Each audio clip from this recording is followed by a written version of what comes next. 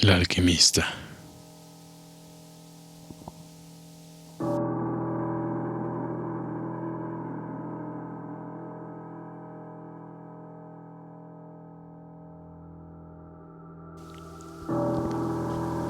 Coronando la verde cima de una prominente montaña, cuyas faldas están pobladas por los torcidos árboles de un bosque primordial, se encuentra el viejo castillo de mis ancestros.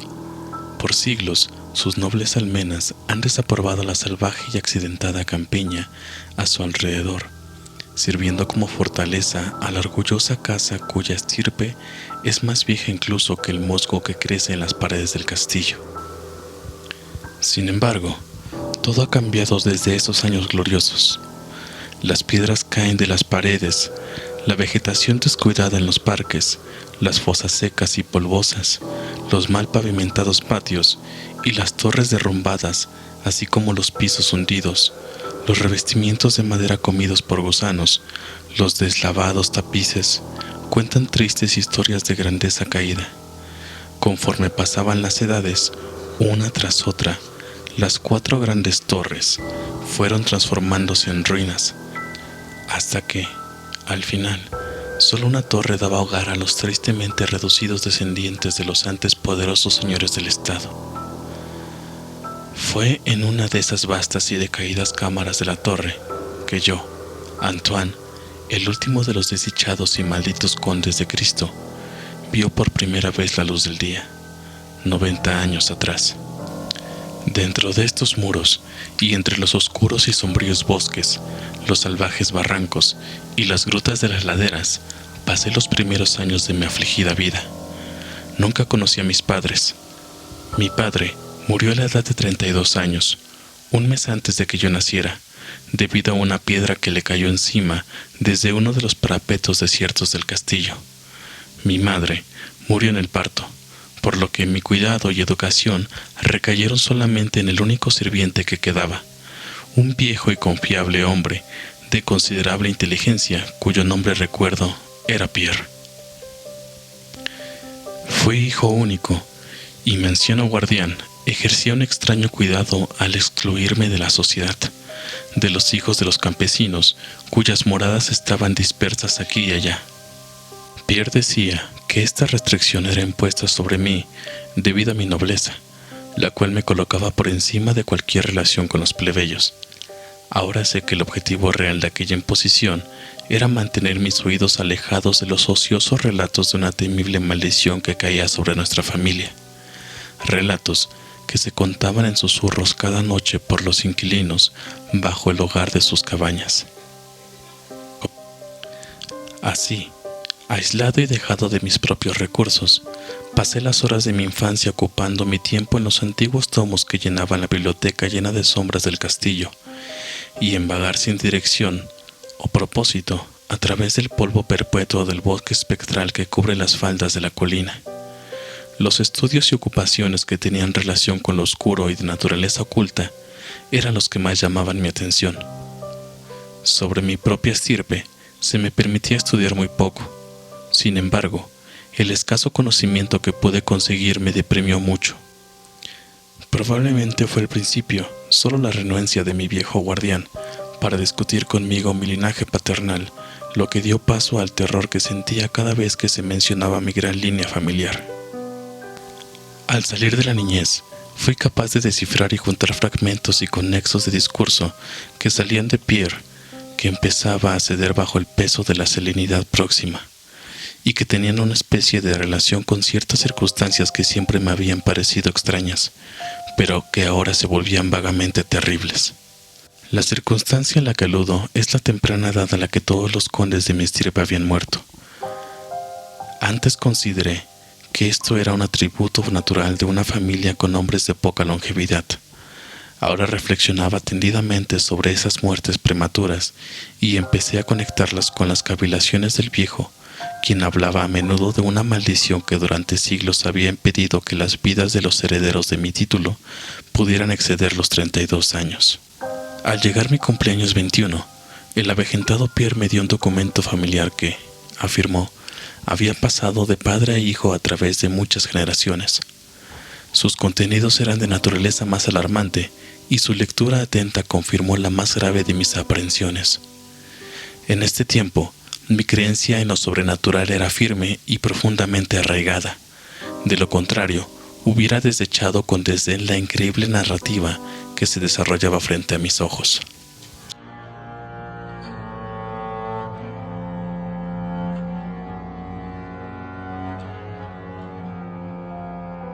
El papel me transportó a los días del siglo XIII, cuando el viejo castillo en el que residía había sido una temible e impenetrable fortaleza. Contaba acerca de cierto hombre anciano que una vez habitó en nuestras tierras, una persona de considerables logros, aunque un poco arriba del rango de campesino. Su nombre era Michel, usualmente designado con el apellido Mauvais, el malvado, debido a su reputación siniestra.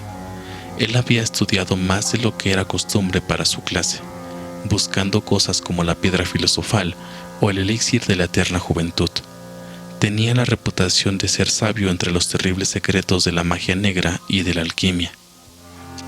Michel Mauvais tenía un hijo único, llamado Charles, un joven tan competente como él en las artes secretas, a quien le llamaron el mago. Este par, rehuido por el resto del pueblo, estaba bajo sospecha de las prácticas más horroríficas. Se decía que el viejo Michel había quemado viva a su esposa como sacrificio para el diablo, y las inexplicables desapariciones de muchos niños campesinos se le atribuían a él y a su hijo. Sin embargo, a través de la oscura naturaleza del padre y del hijo, corría un redentor rayo de humanidad. El malvado viejo amaba a su hijo con una fiera intensidad, y el hijo sentía por su padre más que un afecto filial.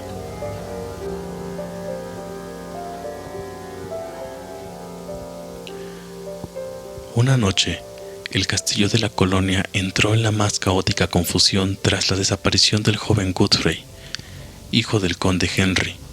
Un grupo de búsqueda, liderado por el frenético padre, invadió la cabaña de los hechiceros y ahí encontraron al viejo Michel, quien atendía un enorme caldero cuyo contenido hervía con violencia. Sin causa certera, en su loca y desesperante furia sin control, el conde tomó al viejo en un agarre asesino. Mientras tanto, los sirvientes proclamaban con júbilo haber encontrado al joven Godfrey en una distante e inhabitada cámara del gran edificio, demasiado tarde para el pobre Michel, quien había muerto en vano.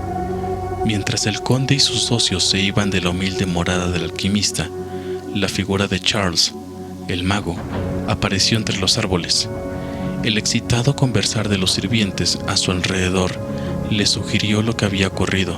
Sin embargo, al principio no lo conmovió la muerte de su padre.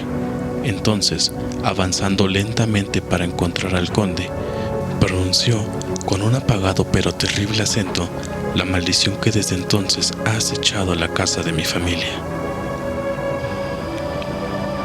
Nunca un noble de tu estirpe de asesinos sobrevivirá para alcanzar mayor edad que la tuya,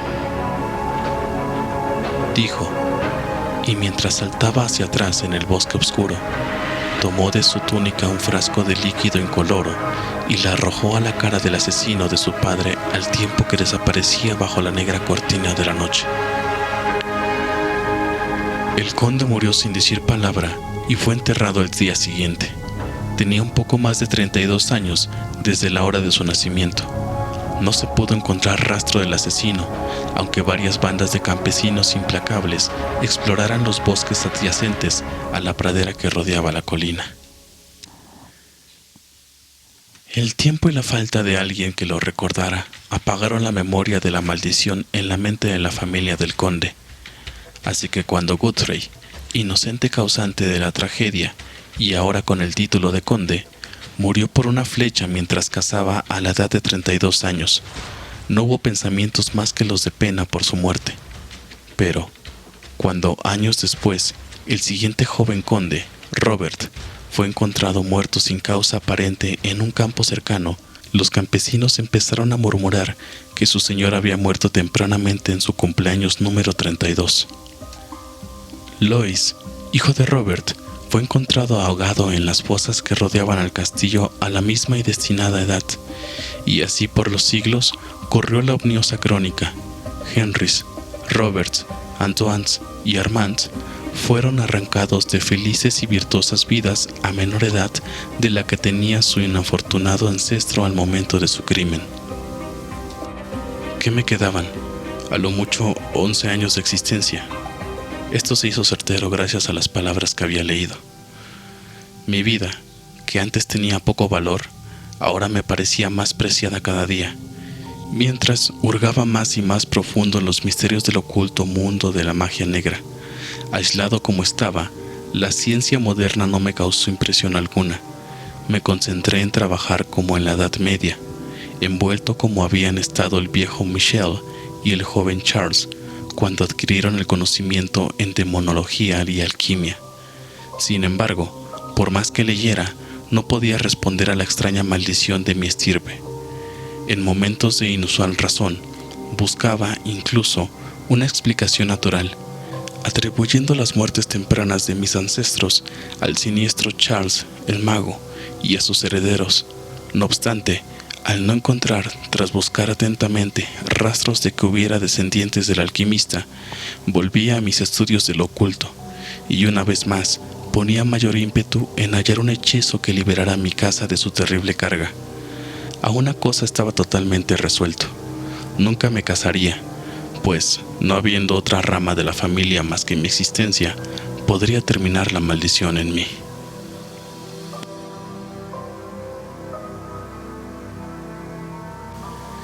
Mientras me acercaba a los 30 años, el viejo Pierre fue llamado al más allá. Solo lo enterré bajo las piedras del patio por el que amaba pasear mientras vivió. Así, me quedé solo para cavilar como la única criatura humana dentro de la gran fortaleza. En mi completa soledad, mi mente empezó a cesar su vana protesta contra mi perdición inevitable y casi a reconciliarse con el destino que tantos de mis ancestros habían conocido. La mayor parte de mi tiempo lo ocupaba en la exploración de los abandonados salones y torres en ruinas del viejo castillo, los cuales en mi juventud me habían causado miedo y que, según me había dicho el viejo Pierre, no habían sido caminados por pies humanos durante siglos. Muchos de los objetos que encontraba eran extraños y sorprendentes. Veía muebles cubiertos del polvo de las eras, desmoronándose con la podredumbre de una humedad prolongada. Telarañas en una profusión que nunca había visto en ningún lado, y murciélagos enormes aleteando con sus huesudas y extrañas alas por la deshabitada penumbra. Llevé una cuenta muy cuidadosa de mi edad exacta. Incluso contaba los días y las horas, pues cada movimiento del péndulo del enorme reloj en la biblioteca contaba tanto de mi condenada existencia. Al fin, me acercaba al momento que había contemplado con tanta aprehensión, ya que muchos de mis ancestros habían sido tomados poco tiempo antes de alcanzar la edad exacta del conde Henry. Cada instante estaba atento a la llegada de mi incierta muerte. ¿Qué forma más extraña tomaría la maldición para terminarme? No lo sabía, pero estaba determinado por lo menos a que no me encontrara cobarde o como una víctima pasiva. Con renovado vigor me apliqué en la examinación del viejo castillo y sus contenidos. En una de mis largas excursiones, en la que descubrí una parte desierta del castillo, a menos de una semana de la hora fatal que sentí debería ser la hora del límite máximo para mi estadía en la tierra, pasada la cual no podía tener ni la más remota esperanza de continuar respirando, fue que me encontré con el evento culminante de mi vida entera. Pasé la mayor parte de la mañana escalando de arriba abajo las escaleras medio derruidas de una de las torres más dilapidadas. Mientras progresaba la tarde, busqué los niveles inferiores y descendí hacia lo que parecía ser un lugar medieval de confinamiento o una más reciente excavación para guardar pólvora. Mientras atravesaba los pasajes incrustados de nitrato de potasio en la base de la última escalera, el suelo se volvió muy húmedo y vi por luz de mi centellante antorcha que un cuerpo de agua impedía mi progreso. Al volverme para regresar por donde vine, mis ojos recayeron sobre una pequeña escotilla con un anillo bajo mis pies. Me detuve y con dificultad logré levantarla. Se reveló ante mí una apertura negra que exhalaba nocivos vapores que causaron un chisporroteo en mi antorcha. Su brillo desigual me permitió descubrir una serie de escalones de piedra. Tan pronto como la antorcha que bajé a las repulsivas profundidades ardió libre y constante, comencé mi descenso. Muchos escalones conducían a un pasaje de piedra que debía extenderse a lo lejos bajo tierra. Este pasaje probó tener una gran longitud que terminaba en una enorme puerta de roble que goteaba por la humedad del lugar y que resistía con vigor a mis intentos de abrirla. Después de un tiempo, cesé mis intentos por seguir en esa dirección y caminaba hacia atrás cuando experimenté de repente una de las conmociones más enloquecedoras y profundas que la mente humana es capaz de percibir. Sin advertencia, escuché la pesada puerta rechinar y abrirse lentamente sobre sus bisagras oxidadas. Mi sensación inmediata es imposible de analizarla. Ser confrontado en un lugar tan profundamente desierto como yo había pensado que era ese castillo con la evidencia de la presencia de un hombre o un espíritu, produjo en mi cerebro un horror de lo más agudo. Cuando por fin me volví y miré el origen del sonido, mis ojos pudieron haberse salido de sus órbitas por lo que vieron. Ahí, en el viejo y gótico umbral, una figura estaba de pie. Era un hombre vestido con un sombrero de casquete y una larga y medieval túnica de un color oscuro. Su cabello largo y barba abundante eran de terrible e intenso color negro y de profusión increíble. Su frente era más alta de lo normal. Sus mejillas profundas y definidas, con pesadas arrugas, sus manos eran largas como garras y retorcidas de una mortífera blancura de mármol, como nunca antes había visto en un hombre alguno. Su figura magra y con las proporciones de un esqueleto estaba extrañamente doblada y casi se perdía entre los voluminosos pliegues de su vestimenta peculiar. Pero lo más extraño eran sus ojos. Dos cavidades gemelas de una negrura abismal, profundas, expresando entendimiento en un nivel inhumano de malevolencia. Me veía fijamente, perforando mi alma con su odio y congelándome desde el lugar donde estaba parado. Por fin la figura habló con una voz murmurada que me congeló con demacrada y latente malicia. El lenguaje con el que se vestía el discurso era derivado del latín y había sido usado por los más estudiosos hombres del medioevo. Lo reconocí debido a mis prolongados estudios de trabajos de viejos alquimistas y de monólogos. La aparición habló de la desgracia que recaía sobre mi familia, de cómo el joven Charles había escapado al caer la noche y regresado después de años para matar con una flecha a Godfrey, el heredero, justo cuando se acercaba a la edad que tenía su padre al momento de cometer el asesinato. También narró cómo había regresado secretamente a las tierras y se había establecido en la, desde entonces, desierta cámara subterránea, cuyo umbral ahora enmarcaba a mi hediondo narrador. Contó cómo había tomado a Robert, hijo de Godfrey, en un campo y lo había envenenado y abandonado para que muriera a la edad de 32, manteniendo así las estipulaciones de su vengativa maldición. En este punto, no me quedó más remedio que imaginar la solución al más grande misterio de todos: cómo la maldición había continuado desde el momento en que Charles debió haber muerto, pues el hombre hizo una digresión para explicar los profundos estudios alquímicos de los dos hechiceros, padre e hijo, hablando particularmente de las investigaciones de Charles acerca del elixir que brindaría a quien lo bebiera vida y juventud eternas. Su entusiasmo pareció remover de sus terribles ojos por un momento la negra malevolencia que primero me había aterrado. De repente, la endemoniada mirada regresó y con un impactante sonido como el siseo de una serpiente, el extraño levantó un frasco de cristal con la evidente intención de terminar con mi vida como la de Charles 6 siglos antes. Llevado por un instinto de autopreservación y defensa personal, terminé con el miedo que me había mantenido inmóvil y aventé mi moribunda antorcha a la criatura que amenazaba mi existencia. Escuché cómo el frasco se rompía sin causar daño contra los pasajes de piedra, mientras la túnica del extraño hombre se incendiaba e iluminaba la horrida escena con un brillo fantasmal. El grito de miedo y de impotente malicia emitido por mi casi asesino resultó demasiado para mis estremecidos nervios y me desvanecí hasta el suelo en un desmayo total. Cuando recobré la conciencia, todo se hallaba sumido en una temible oscuridad y mi mente, recordando lo que había ocurrido, se encogió ante la idea de volver a ver, pero la curiosidad fue más fuerte que todo. ¿Quién, me pregunté a mí mismo, era ese hombre malvado y cómo había llegado al castillo? ¿Por qué buscaría venganza por la muerte de Michel Lamouvet? ¿Y cómo había llevado a cabo la maldición a través de los siglos desde el tiempo de Charles?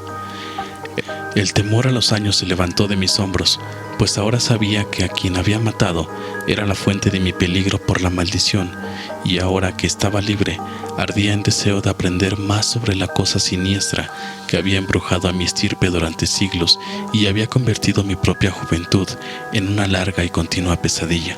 Terminado a explorar más, tomé de mi bolsillo pedernal y acero y prendí la antorcha que me quedaba sin usar. La nueva luz reveló el distorsionado y negruzco cuerpo del misterioso extraño. Los ojos horrendos estaban cerrados. Al ver la desagradable figura, me volví y entré en la cámara tras la puerta gótica. Allí encontré lo que parecía ser el laboratorio de un alquimista.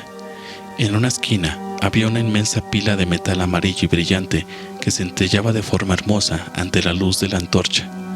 Pudo haber sido oro, pero no me paré para examinarlo, pues estaba extrañamente afectado por lo que había pasado. En el extremo más alejado del apartamento había una apertura que conducía hacia uno de los salvajes peñascos del oscuro bosque de las faldas de la montaña. Lleno de asombro, aunque consciente de cómo el hombre había obtenido acceso al castillo, procedí a regresar. Pretendía pasar por los restos del extraño sin mirarlos, pero, mientras me acercaba, creí escuchar un ligero sonido que provenía de él, como si su vida no se hubiera extinguido por completo. Horrorizado, me volví para examinar el chamuscado y apergaminado cuerpo en el piso. Entonces, en un momento, los horribles ojos, más negros incluso que la cara quemada que la reposaban, se abrieron con una expresión que soy incapaz de interpretar. Los labios partidos trataron de formar palabras que no pude entender. Entendí una vez el nombre de Charles el mago y luego entendí las palabras años y maldición salir de su boca retorcida. No comprendí el propósito de su habla inconexa. Ante mi evidente ignorancia, los ojos como alquitrán volvieron a centellar con malevolencia hacia mí, hasta que indefenso, como veía a mi oponente, temblé. De repente, el desdichado, animado por un último brote de fuerza, levantó su lastimera cabeza del húmedo y hundido pavimento. Entonces, mientras yo estaba paralizado por el miedo, encontró su voz y con su aliento de muerte gritó las palabras que desde entonces han perseguido mis días y mis noches. Beth, puedes adivinar mi secreto. No tienes cerebro para conocer la voluntad que ha llevado a cabo por 6 largos siglos la temible maldición que cae sobre tu estirpe. ¿No te he dicho acaso sobre el elixir de la vida eterna? ¿No sabes que el secreto de la alquimia ha sido resuelto? Te digo, soy yo. He vivido 600 años para mantener mi venganza.